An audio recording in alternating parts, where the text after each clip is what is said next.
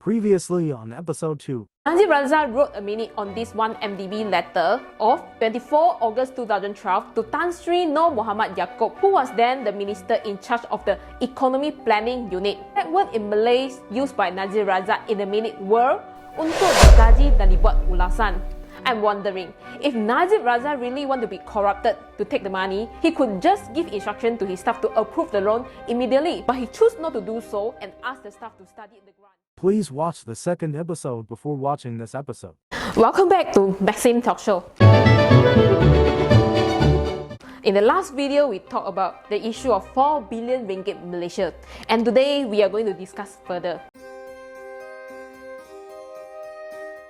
After SRC received 4 billion ringgit grants, on 24 December 2014, Islamic Bank via an email received a scanned copy of a written instruction signed by Nik Faizal and Datuk Suban Yassim, who were directors and signatories of the SRC bank account at Islamic Bank. The instruction was for the transfer of 40 million ringgit from SRC current accounts to be deposited into the current account of Ganding Menteri Sdn Bhd. In short, we call it as GMSB. Account maintained at the same bank. On the same day, GMSB issued a transfer instruction to Islamic Bank signed by the very same two signatories as in SRC accounts to effect the transfer of the same amount of 40 million ringgit Malaysia into a current account at Affin Bank under the name of Ihsan Perdana Sdn Bhd. In short, we call it as IPSB. On 26 December 2014, of the 40 million ringgit received from GMSB,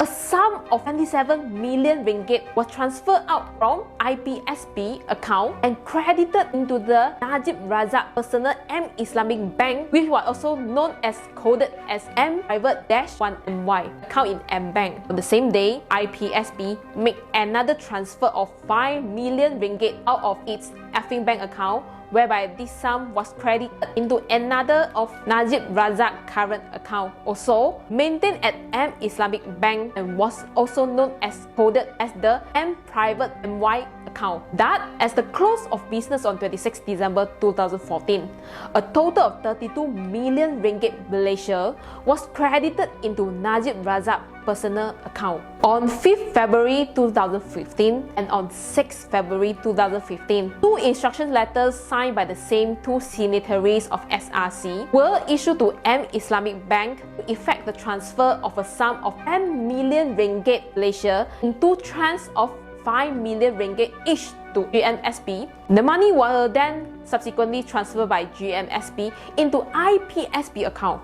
On 10 February 2015, IPSB effected a transfer of the 10 million ringgit Malaysia into Najib Razak account. On the same day, Nik Faizal issued an instruction letter to Islamic Bank for the 10 million ringgit Malaysia received from IPSB to be transferred into Najib Razak account. Nik Faizal, in addition to being the CEO and the director as well as an authorized signatory of SRC, has also been appointed by the Najib Razak as his authorized personnel or agent to operate all Najib Razak account at Islamic banks. Now here comes the doubts. The sum of 4 billion ringgit is approved in year 2011. Why should then Najib Razak have to wait until like 3 to 4 years later just to get the amount of 42 million ringgit? Actually, how many people are aware that at the point of time, there was about 642 million ringgit funds available from Kementerian Kewangan Arab Saudi for Najib Razak to use for activities for CSR purpose. Importantly, is Nik Faizal is given authority to handle Najib Razak personal bank account, and he has already absconded and went nowhere. Could he be the person misuse Najib Razak account without Najib Razak knowledge?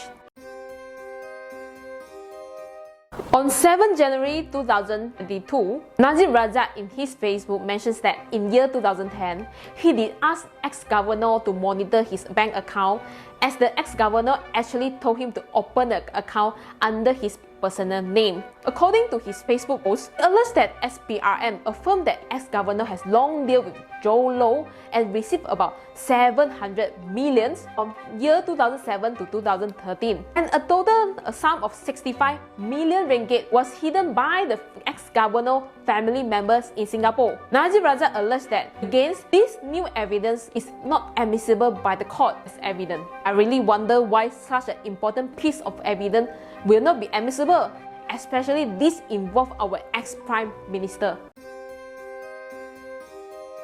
Assuming Najib Razak really want to commit corruption, why he's there to use his own name? He can just be like Joe Low, never appear in any single official documentation. He is the Prime Minister, and if he was committed, he was in fact got no way to run. I believe Najib Razak is not really going to discuss about this, as in fact Najib Razak knows that he was fooled or cheated by his surrounding people.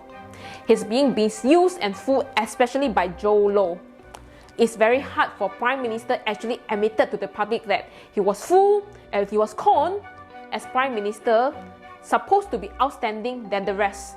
Remember to subscribe our Facebook and YouTube and like, share our videos. See you.